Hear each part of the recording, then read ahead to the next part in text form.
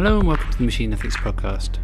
This month I'm talking with Derek Leben on his new book, Ethics for Robots, How to Design a Moral Algorithm. We talk about general frameworks for machine ethics, Rawls' original position thought experiment, minimax or maximin functions approach to machine ethics, and should robots respect consent of people in life-threatening circumstances. Derek and I really dig into the specifics of machine ethics in this podcast and how we could create machines that have some sort of moral thinking. So I hope you enjoy. If you'd like to get in contact, then go to the machine-ethics.net. You can follow us on Twitter, machine_ethics. You can support us on Patreon at patreon.com/machineethics. I'm also currently touring with creating new content such as video explainers to AI concepts, video monthly thoughts, a reading list, and cartoons to satirize current AI trends. Let me know what you think and enjoy. Derek, thank you for joining us on the podcast. If you'd like to quickly introduce yourself, that'd be great. Sure. I am a professor of philosophy at the University of Pittsburgh at Johnstown. I have been teaching there for about 7 years now, and I started out working on ethics and moral psychology, and for the last few years I have gradually transitioned into the application of ethics and moral psychology to computer science and robotics. Awesome. And you mentioned to me that you were writing a book which is, I believe, out now, which is the Ethics for Robots, How to Design a Moral Algorithm. Is that right? That's right. It just came out a couple weeks ago. It is available on the Routledge website and Amazon.com. Yeah, awesome. So that is in my personal opinion, that's quite a bold title. You've nailed it. So do you have the secret sauce that obviously you can go out and buy the book and check out what you have in there. But what can you tell us about the general broad strokes about your arguments within that? Sure. Well, the first thing I might say about it is that I've been gradually recognizing a difference in the field between ethics for machines and ethics of machines. And I know on your podcast you've had a lot of conversations about both. Usually I distinguish the ethics of technology as having to do with the permissibility of our behavior, how we act, what kinds of machines it's acceptable for us to make and not acceptable. And so I've heard a lot of conversations you've had with your guests about invasion of privacy issues, issues having to do with human-robot relationships and so on. So that all falls into the category of how it's acceptable for us to behave in relation to technology. But the ethics for machine side of things, I think it's a different story. It's how do we want machines to be behaving when they are actually making decisions relatively autonomously? Is there a way for them to guide their behavior using principles that we think generally are good guides for moral permissibility? And there's a lot of ways that we could do this. So if you're building a machine that performs tasks that have impacts on human health and opportunity and well-being, you could model ethical guidelines off of our own intuitive moral psychology. That's one option. Yep. You could use, for instance, certain models from evolutionary game theory, maybe these normative ideas about how humans ought to behave in large groups. You could use as your guideline historical moral theories like utilitarianism, Kantian ethics, natural rights theories. And so there's a lot of different places we could look for how to design moral algorithms. And what I think we need is an answer to the question of which of these sources should we be using, and if we're sort of dabbling in each of them, how should we dabble? I mean, you can't just mix and match all together. You have to have some broad framework for when are we going to be utilitarians, when are we going to appeal to intuitive moral psychology. And so I think we need to answer this big question of what is ethics all about? Wow. Okay, so dug into quite a lot there. So I think there's quite a lot to cover in the fact that, obviously we haven't talked about any specific circumstances where these things might come into play and we might want to go in one direction rather than the other. Is that part of your argument, that there is no blanket generalization of any particular that code of reference that we should use ethical guidelines? It's per circumstance basis, or can you make a generalization that we should be doing things in a certain way? Sure. So I'll jump to my conclusion right off the bat, which is that I think there is a particular moral theory called Contractarianism, especially a version developed by an American philosopher, John Rawls. Mm-hmm. And I think that moral theory got a lot right about how to make moral decisions. Now, one confusing thing here is that Rawls is sometimes known as primarily a political philosopher. However, I think that his general framework can be turned into a theory for individual decision-making as well. And the meta-ethical assumption that I'm making in the book is that moral judgments in human beings evolved for a very specific function, and that is creating cooperative behavior amongst self-interested organisms.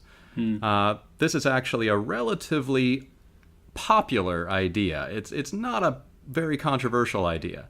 In fact, I was at a meeting of the Moral Psychology Research Group last year, and I did an informal poll just asking people, how many of you are inclined to agree with this thesis? And everybody except one notable holdout actually agreed that that's true.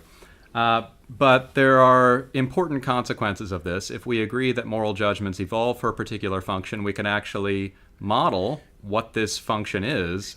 Sorry to stop you. Is that something that you've asked evolutionary psychologists as well, that sort of generalized poll? Yeah, I mean, they're sort of a biased group initially. Sure. They're already going to be inclined to agree that that's correct. It's funny, I was having a conversation about this with a friend of mine, an evolutionary psychologist, David Rakison, here at Carnegie Mellon. And at first he said, well, I don't think ethics exists. I don't think it's real. Sure. And I said, well, that's silly. Of course you make judgments about which actions are permissible and impermissible, and you apply those to others. And he was like, well, yeah, I do, but I think that those are just a product of this evolutionary history for cooperative behavior. And I said, well, that's funny. That's what I mean by ethics. And so he said, well, then in that case, I agree, ethics exists. Right. Good. Well, so, it sounds like semantics then. There is a lot of semantic confusion. A lot of people are inclined to say that they don't think that ethics is real or that ethics exists. However, when they are pressed to make moral judgments, they'll say, well, of course, child abuse and slavery and rape and all of these kinds of things are wrong, and I apply that judgment to other people. And the immediate response to that is, well, that's ethics. That's what ethics is all about. Yeah. So the need for developing a general framework for moral decision-making is coming from the growing sophistication of autonomous systems. The most prominent of these are obviously self-driving vehicles or driverless vehicles. I know some people get angry when you call them self-driving. You say, well, you're not a self-driving person. Are they self-driving cars? Let's not worry about that. Sure. But self-driving cars are the most obvious kind of technology where they're going to be making decisions that could potentially affect the safety of human beings. They're going to be making choices about which kind of humans to value over others, or in what situations to swerve or accelerate, and so on. But there's also other kinds of technologies, autonomous weapon systems, security robots, and even a growing industry of medical technologies where I think machines are going to need some kind of general framework for recognizing which kinds of actions are permissible and which kinds of actions are not permissible. Yeah. So we were talking about Rawls earlier, and you were saying that you have this idea of contractualization. Is that the phrase you were using? Yeah. So academics can get a little bit wonky about their jargon here.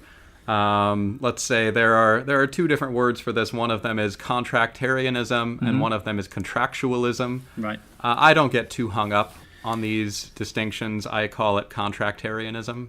And the basic idea of this theory, according to Rawls, but going back to Thomas Hobbes in the 1600s, is that an action is morally acceptable if people would agree to it from some kind of idealized bargaining position.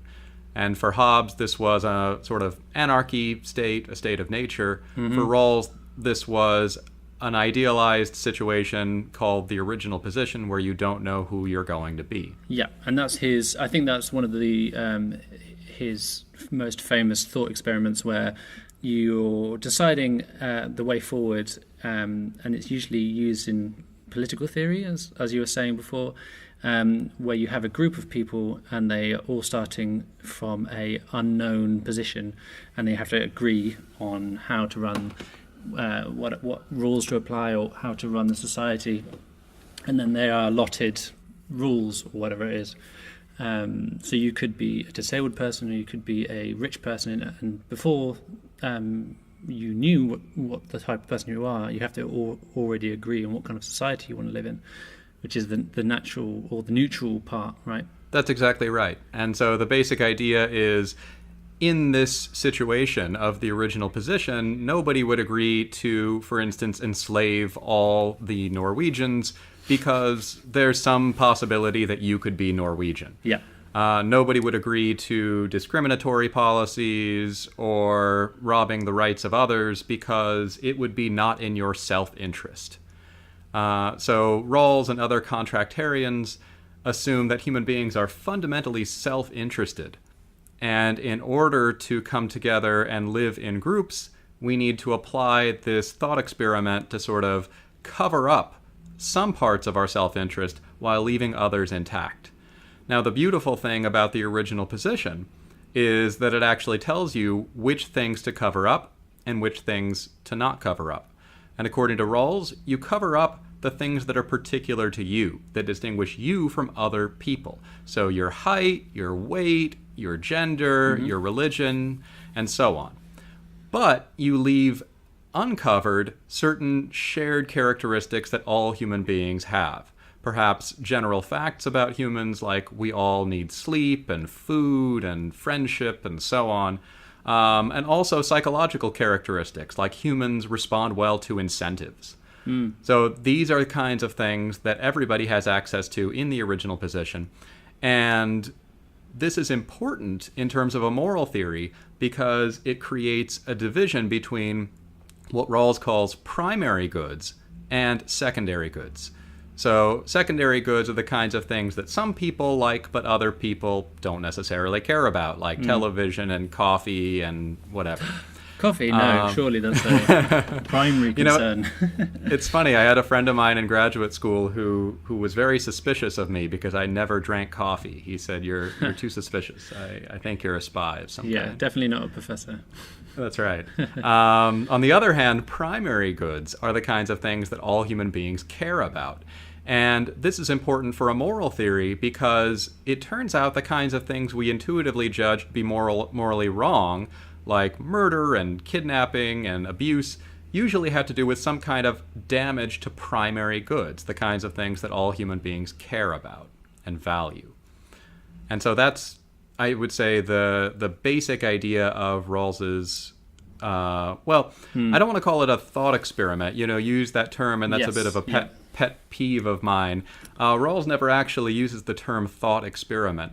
I like to think of it as an abstraction from a particular situation of self-interested humans coming together in groups and trying to find some kind of cooperative solution to this. And in addition, I want to talk about applying this theory to individual decision-making, not necessarily policy, but how should people actually move around and act in the world?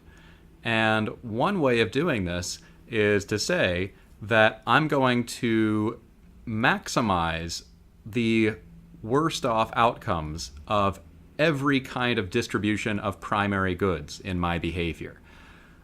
This is a rule that Rawls called the maximin principle.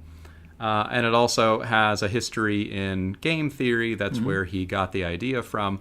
So Rawls thinks that from the original position, all self-interested people will act to make the worst person as best off as possible. And in a political sense, this is relatively clear what it means. It means that we should enact policies that make the poorest people best off before we do things to benefit the rich. Now, I think that's correct, but that's not what I'm talking about necessarily. What I mean is, if you are acting in a way that you can predict the effects of your actions on the primary goods of other people around you. For instance, you have to make decisions about other people's health and their opportunity and their property. You can actually, if you could assign numerical values to each of those payoffs, you could run this maximin principle as a kind of utility function over your actions. And then essentially try to perform the action that makes the worst person in your environment as best off as possible. So, I've got a lot of questions here. There's Yes. two things. So there's three things there that stick out. The first is the essence of the maximin game theory type application, where you're saying that you're trying to, like you said, maximize the best benefit for the worst off. But then you're talking about assigning numerical values and then running, knowing the outcomes. And in my experience, there's very few domains within the technical fields that you might categorically know the outcomes of any particular behavior, but also having to distill some sort of numerical value is probably problematic as well. Do you have any kind of thing to say about those specific elements and how they work out in maybe a specific example? Yes, I do. So you are hitting on all the right objections here. I'm making a lot of highly objectionable claims. Yes. Now, a lot of these claims I'm making are similar to a sort of cousin moral theory called utilitarianism. The more famous, more popular, wealthier cousin. And utilitarianism is famous for saying we have to calculate the total pleasures and pains of all of our actions and simply run a maximization function over those effects. Now, in the approach that I'm advocating, you are also calculating numerical values of the effects of your actions. But you are running a different kind of function, not a maximization function, but a maximin function. We can get to that in a minute. The objection that you raised is, well, how can we possibly attach numerical values to these outcomes? I agree that it's problematic, but all important problems are problematic. All difficult, important challenges are problematic. That doesn't mean it's impossible necessarily. It just means it's very, very, very hard. However, I think there are ways of doing this. And utilitarians for the last 200 years have really led the charge on this, trying to develop, here's some possible way to attach numbers to all of the effects of our actions. Now, the utilitarians will usually say there has to be a way of doing this or else we just can't do ethics. And I generally agree with the utilitarians here. However, I think for contractarians, it is easier to do this because we're not calculating happiness and suffering. Instead, we are calculating the distribution of primary goods, namely health, opportunity, and material resources. And by that, I mean essential resources for survival. So it's really hard to calculate pleasures and pains, but it's easy for me to calculate how much money you have in your bank account and how much money it takes for a normal human being in your environment to survive. It's really hard for me to calculate the pleasure you get from watching a movie or reading a book, but it's easy for me to calculate, let's say, your health and survival probability. Well, I shouldn't say easy, but it's easier. And it's certainly something that insurance companies and governments have been doing for a long time. That's their business. They have to attach numerical values to people's survival probabilities and health likelihoods. And so that's all I'm saying, is that in this moral theory, we have to do something that insurance companies have been doing for a long time, which is saying, if you do X, here's the impact on your health. If I do X to you, what is the loss in likelihood of health and survival to you? Awesome.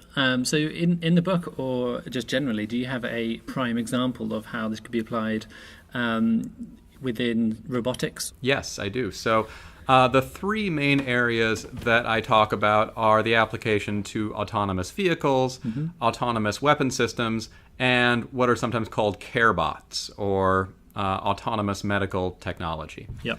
And so in each of these domains, it's important, I think, for a machine to actually predict what the outcomes of its actions are going to be on the primary goods of human beings. So, for instance, in driverless vehicles, it's quite straightforward what the primary good affected by the machine's behavior is, namely survival and health. And so if it's possible to actually develop a kind of metric for, in this kind of collision, here is the impact or health benefit or health loss to the people in this vehicle, the pedestrians here, the cyclists, then we could run a kind of maximin utility function over that data. Now, once again, that is incredibly difficult. And a lot of the engineers that I've talked to who are working on these kinds of technologies say, well, why would you do this? Why wouldn't you just design the machine to avoid collisions entirely? Yeah. And my response is, that would be lovely. If it's possible to design an autonomous vehicle such that it never gets in collisions and never has to evaluate different paths that could get in collisions, then ethics does not have any role to play here. That's fine. However, a lot of other people working on this technology, like, for instance, Noah Goodall, and, well, he's not working on the technology, but he's at the works for the government of Virginia, and he's written a lot about the sort of pie-in-the-sky attitude that a lot of engineers have about autonomous vehicles. And he's argued that any kind of technology that evaluates paths for a vehicle is going to have to evaluate collisions along those paths. And a number of colleagues of mine have also argued for this as well. Alex London and David Danks here at Carnegie Mellon have argued the same thing, that if you are driving around on the street, you must be evaluating collisions. And do we want an autonomous vehicle to be evaluating every collision equally? To be evaluating a collision with a pedestrian and a collision with a wall equally? And I think the obvious answer is no, those shouldn't be evaluated equally because they're not equal. And so the response to the engineers who say this is silly is, well, it's a little silly, but what you're doing is even sillier. I find that fascinating, that because it seems so obvious to me, and hopefully some of the listeners of this podcast, that you may need some sort of thought process that goes into evaluating, like you say, like in these circumstances, if there's going to be a decision to go into some sort of collision state, that you might evaluate maybe the best way of entering that state, or doing some sort of processing, which we might say is an ethical dilemma. There's lots of stuff in the news about these sorts of cars that can kill you and things like this. I try to stay away from those things, but it's essentially making those decisions in the physical world. What is going to be the best outcome for this, specific problem that we're entering into? And with cars, that's obviously crashing into pedestrians or cyclists or walls, or just the myriad of things that exist in the real world, the myriad of things that these systems can't necessarily pick on quite yet, you get confused by. There are engineering issues, there are tires that get blown out, there are just so many things that could go wrong. It seems like just ridiculous that any engineer would have an issue with what you're saying, that there should be some sort of evaluative process. So that's fascinating that you've come across these people. Hopefully that won't continue to be the case, but obviously it's still a hard problem and still something to be rectified. Yeah, I agree, and it seems silly, but as far as I'm aware of, this is sort of the official position over the last year and a half of almost all the major car companies that are developing autonomous vehicles. When you ask them, well, what are the cars going to do when they have to make these kinds of decisions about which people, which paths to prioritize, their official line now is, well, our goal is to avoid all collisions. And that's just impossible. If you are moving around at greater than 1 kilometer per hour, then you are going to have to make decisions about which paths are better than others. Granted, yes, agree. So what you're saying is the possible solution to this predicament is that we have some sort of Rawlsian contractualized implementation of game theory built into these systems, which has some sort of cost efficient that is worked in depending on the circumstance or the different, how you were putting it, the primary resources, was it? Mm-hmm. Yep. Primary goods or primary resources. Primary goods, yep. And all this comes together to create an algorithm which is working within the robot or the car or to then produce a decision or produce a reaction or path or whatever it is. That's right.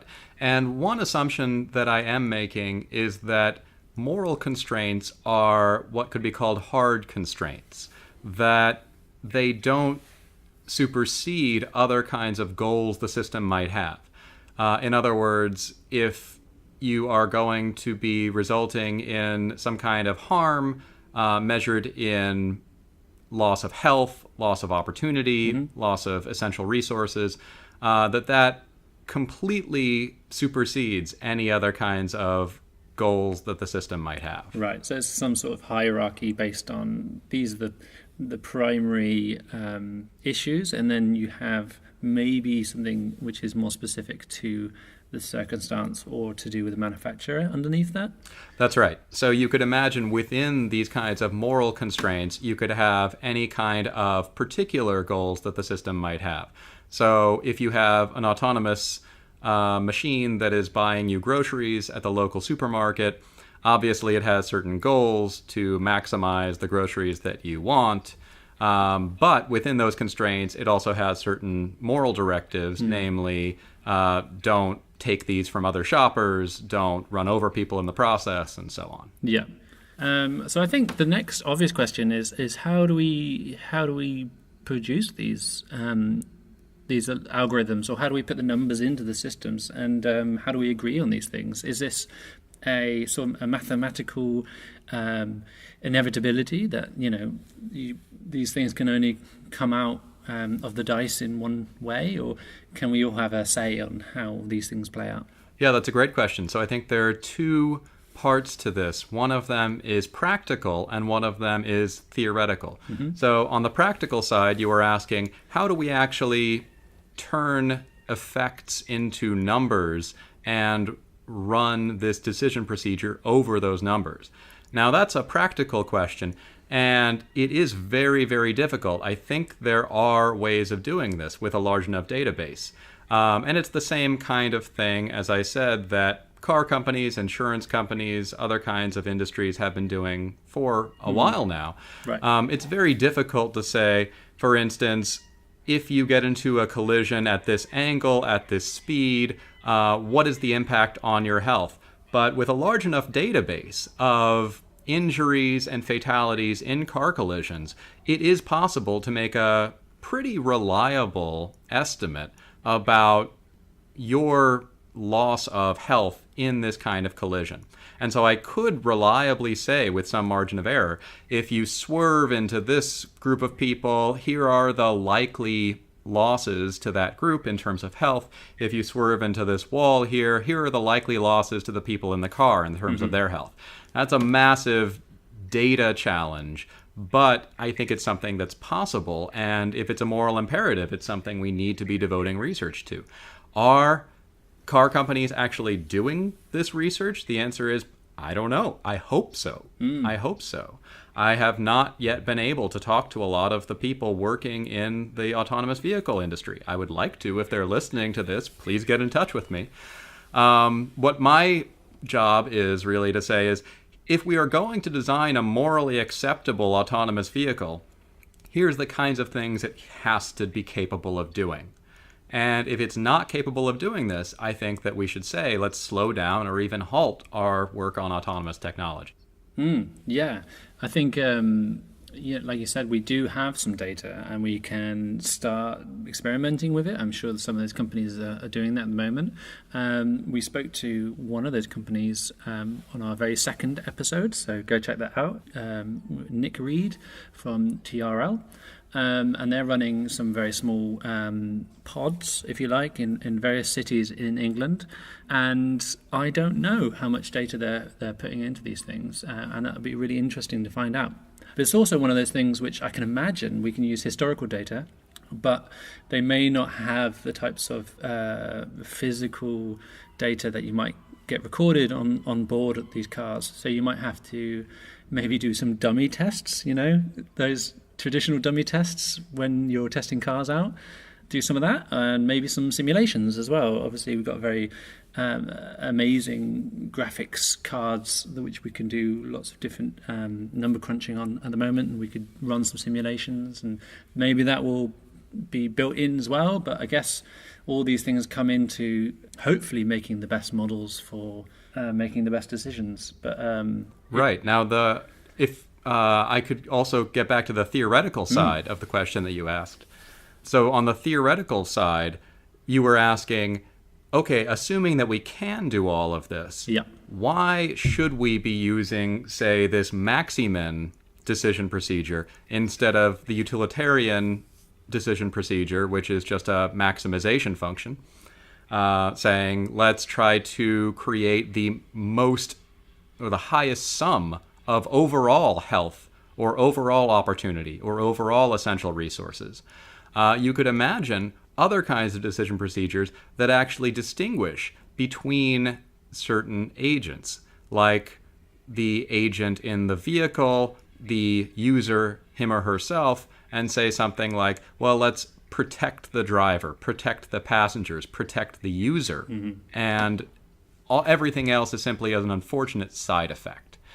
You could imagine other kinds of decision procedures that actually incorporate intentions into their decision procedures and say, well, what was the goal of our system initially? It was to get from point A to point B, and any kind of deviation from that path is going to be morally wrong. So this is a moral theory developed by the philosopher Immanuel Kant. And I sometimes think about a Kantian vehicle as one that would simply try to decelerate. I know, this sounds funny. It sounds quite extreme, doesn't it? Yeah, I would put a little wig on it and have it meander around Königsberg.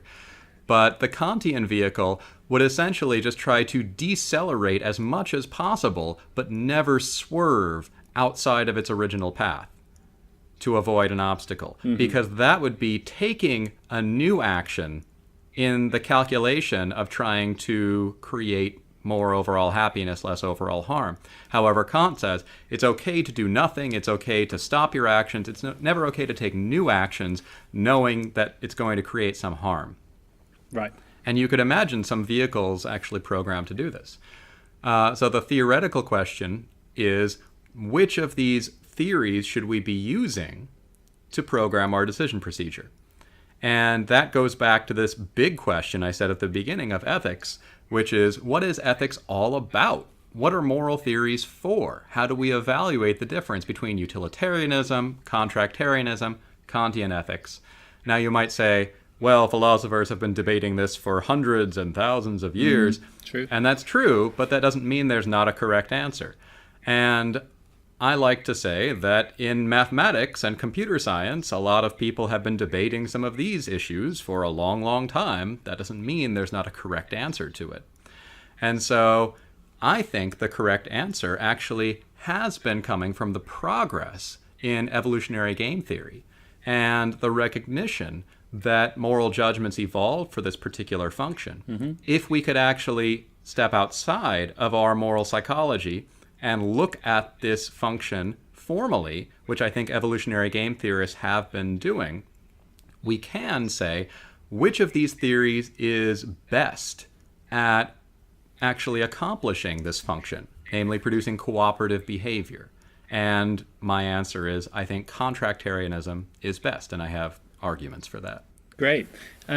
Is the next step working with some practical applications and running some experiments? Yes, there are lots of next steps to this. I like to think of this book as just a opening salvo, my sort of manifesto. Here's what ethics for robots should look like if we are going to design them. Mm-hmm. And then from there, I'd like to start getting involved with, as you said, some simulations, some attempts to look at what would, say, a Kantian vehicle, a utilitarian vehicle, a contractarian vehicle look like in the world. There's been some efforts to do this. A philosopher here in the U.S., Nick Evans, just got an NSF grant from our government to look at that. And I'm hoping to work with their group and some other groups to really push these projects along, because I think that's where the results are going to come from, is by designing real machines and simulations that perform according to our theoretical claims about how they should perform. Mm-hmm. Yeah, totally. I have this fun idea that when you've hit across this solution, that we have this kind of service which is called, it's an API for ethics, and you just plug yourself in. That's pretty ridiculous, and it would be some sort of mad, huge database in the cloud that every circumstance for any application was held there, and you could just query it. I'm guessing. I mean, that's not. I don't think that's insane. No, I don't think that's insane. In Good. fact, if you imagine a sort of robotic housekeeper, a sort of Rosie the robot from the old Jetsons cartoon. I don't know if that reference makes any sense to you at all. Imagine Rosie the robot going around the house doing laundry, cooking food. Rosie the robot is going to have to know a lot about what sorts of behavior produces harm to human beings. Rosie's going to have to know not to poison you with certain chemicals, not to stab you while she's making the dinner, not to set fire to the house or set fire to you, not to drown you, and so on. Now, this might sound simple, but I think it's actually a lot more complicated than we think. And this database you're talking about of which kinds of actions create losses in primary goods and how much those losses are, I think that's a good idea. Great. So if anyone's listening and has some investment money that they've got burning in their pocket, just let me know and we can have a chat. So is there anything, we're getting towards the end now, is there anything else you want to touch on before we go into our last question? That we've been talking a lot about the application of this discussion to autonomous vehicles. But an area that I think is emerging, where not a lot of people have been talking about ethics, is autonomous medical robots, machines that might be taking care of the sick and the elderly, where it is important to actually have some kind of framework for which treatments are acceptable, which treatments are not acceptable. Imagine that a patient is dying. You could have an autonomous care bot apply CPR, apply the use of defibrillators. When and under what circumstances should these treatments be applied? Once again, you would need some sort of database for figuring out which treatments are going to result in loss and gain of health and safety.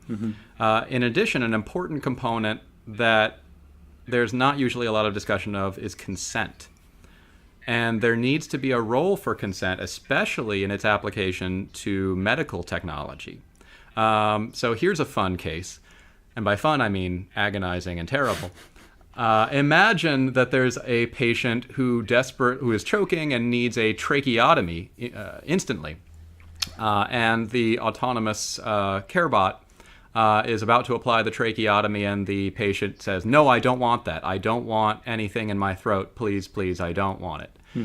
Should this robot respect the consent of the patient, the wishes, and allow the patient to die, or perform the tracheotomy? Oh, you're asking me. Yeah, that's not rhetorical. Okay, cool.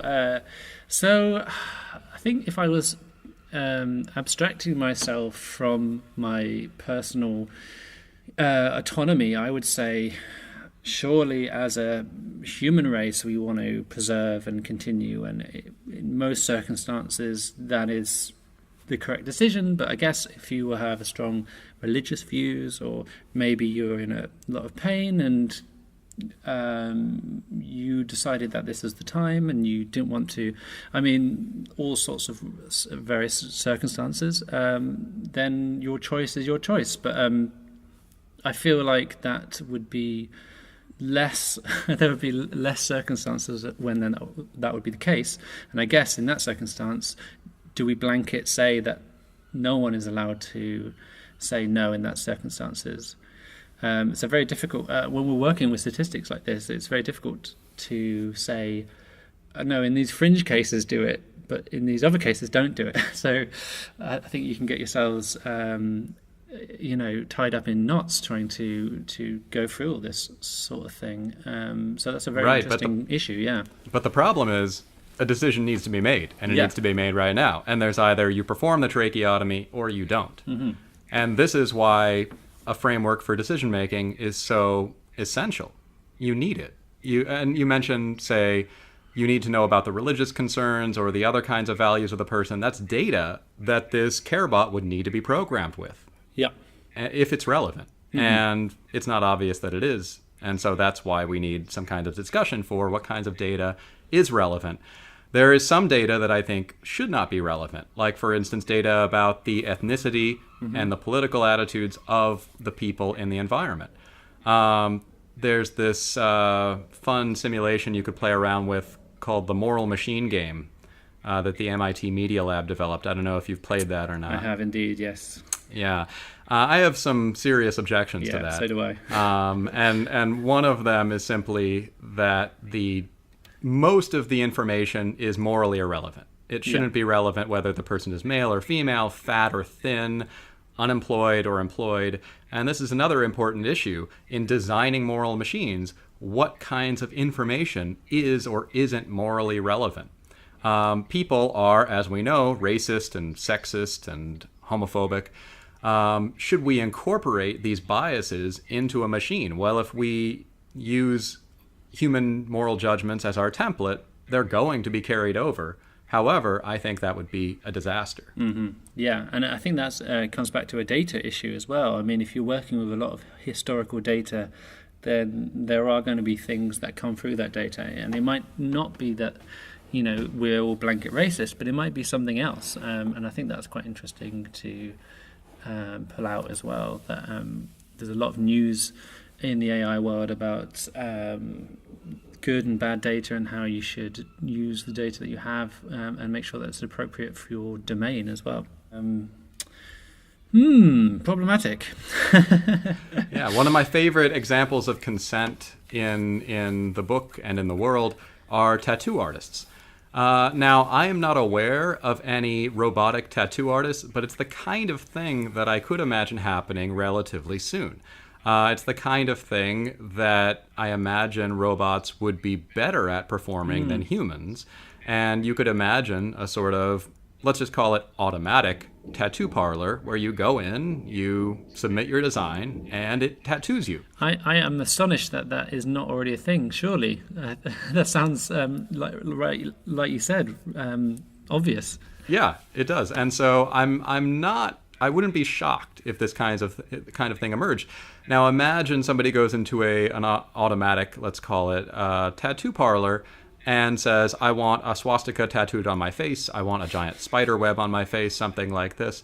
Once again, this is the kind of thing that designing this machine requires. Are there any restrictions to what a patient can or can't consent to? In the contractarian framework I'm using, consent actually overrides the distribution of primary goods, because primary goods are originally a measurement of preferences. Now, this produces all sorts of crazy predictions, but I've been teaching ethics long enough to know that no consistent set of moral principles is going to give you everything you like. And eventually you're going to get some crazy predictions, and my theory produces some crazy ones just like every other. Okay, well, you can't tantalize people and then not give some examples. Well, one of them is just the one I was mentioning, which is that if you go into a tattoo artist and you request a swastika tattooed on your face from your robotic tattoo artist, then the tattoo artist might actually deliver some competence tests, saying something like, do you understand what this is, what its meaning is? Maybe even taking some blood to do a diagnosis of your intoxication levels at the moment. And if all of that checks out, then the answer should be, get in the chair. Let's do it. Cool. Similarly, in autonomous vehicles, if you are maximizing the health of the worst off person, then you produce some really weird scenarios where it turns out it's better to swerve into a crowd and give 50 people a broken leg than to swerve into a single person and give one person 2 broken legs. Wow. I guess I feel like that could make sense. I don't have any broken legs, so I couldn't really speak from experience, but this is the sort of thing which, as moral philosophers, we have to deal with, and communicating this stuff to developers and entrepreneurs and public people. That's the challenge now, I think. I think your book is a great start at having this conversation and having trying to make an applicable answer to what might be interesting to look at experimentally. Hopefully that evolves into something practical that we can start rolling out in factories and stuff like that. But it's still very much at the beginning of the coalface of trying to make all this stuff work and having to deal with these really interesting questions of, what's best in this bad scenario, I agree. And I agree that it's just the beginning of this kind of work. I see my book is sort of advocating for people to start getting involved in this and introducing some of these problems. I'll just add really quickly, I think that prediction I mentioned is crazy, and I feel like, I just don't agree with that. But unfortunately, as a moral philosopher, my feelings don't matter at all. And my intuitions are useful in the sense that they have evolved for a particular function, but so have our physical intuitions, and those sometimes are incorrect as well. And so I want to pay attention to my feelings and intuitions, but learn to, if it turns out the best theory I have contradicts them, say, well, I need to just go with the theory. Mm-hmm. Great. So we're getting to the final question now, Derek. So thanks very much for your time. We usually ask people what AI is at the beginning. So if you could give us a super sharp, short definition, that'd be awesome. But what I'd really like to know is what excites you and what scares you about AI and the use of this autonomous software in the future. Good. And so some people ask me why I called my book Ethics for Robots rather than Ethics for AI. And I define robots and AI a little differently. This might be specific to me, but the way that I define these terms is I think about robots and AI both as autonomous systems, meaning that they can perform complex tasks with minimal human supervision. But robots I usually think about as embodied, moving around in the world, whereas AI doesn't necessarily have to be embodied.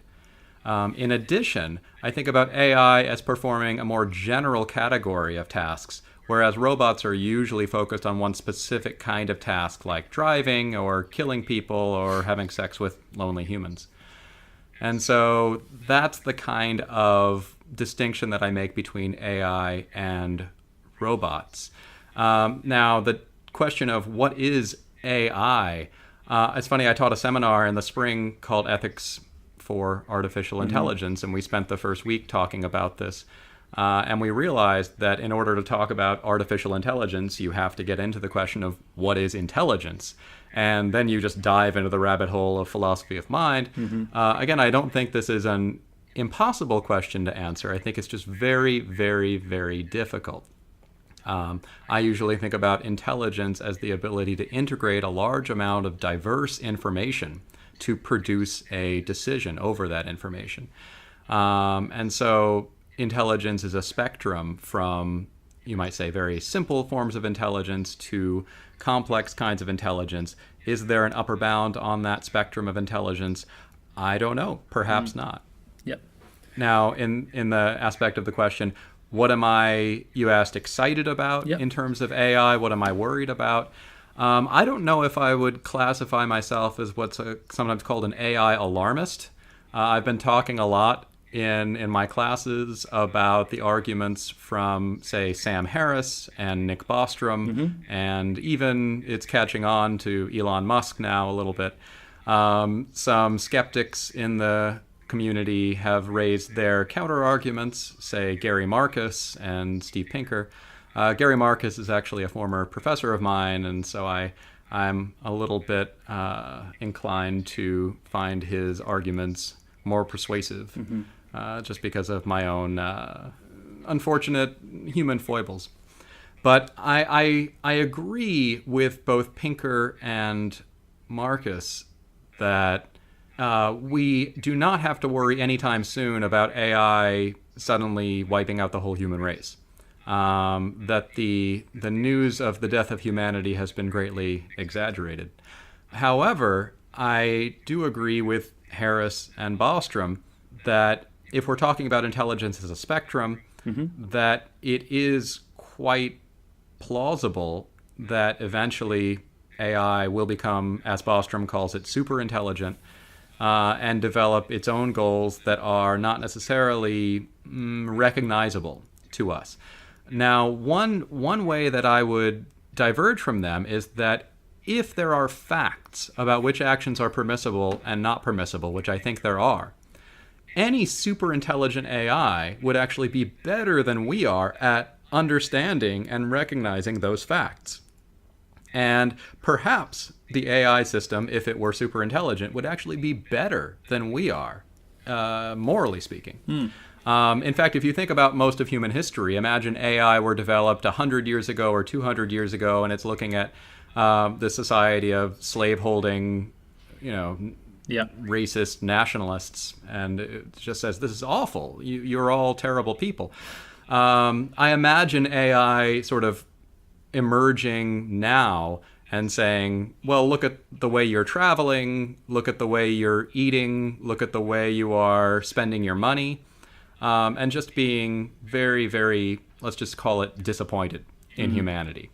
I don't know if AI would take steps to actually correct our behavior, but if it were following this maximin procedure, the steps that it took to, for instance, force us to stop eating meat in factory farms and stop driving fossil fuel vehicles and so on, would be, let's just call them gentle steps that don't necessarily require any violence, but might prohibit people from doing a lot of things they want to do. And that's also just what ethics is all about. You don't always get what you want.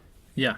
Or if you don't get what you want, then you have to dream up some different ethical, theory to then counter argument. Yeah.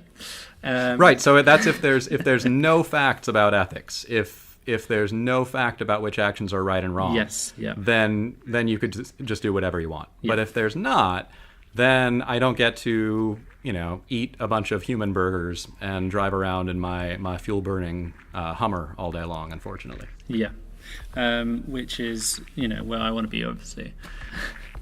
Cool. Well, thank you very much for that, Derek. I'll see you in your Hummer at the burger lot soon. Thanks very much for your time. If anyone would like to follow you, find out about your book, read your articles, how can they do that? I have a Twitter handle that I've started up called @ethicsforrobots, and I also have just started making a set of YouTube videos to go along with the book, but I have not put them up yet. I should put them up this week, and they will be searchable online. Yeah, and the book's called The Ethics for Robots: How to Design a Moral Algorithm. And thanks very much for your time. Thank you. It's been a pleasure. Awesome. Thanks.